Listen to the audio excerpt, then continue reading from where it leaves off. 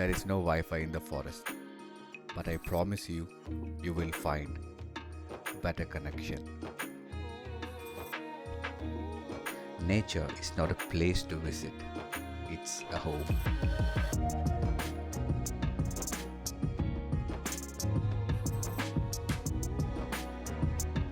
In life, we all should adapt the pace of nature.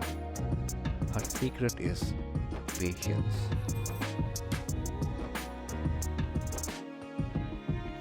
If you look the right way, you can see the whole world is a garden.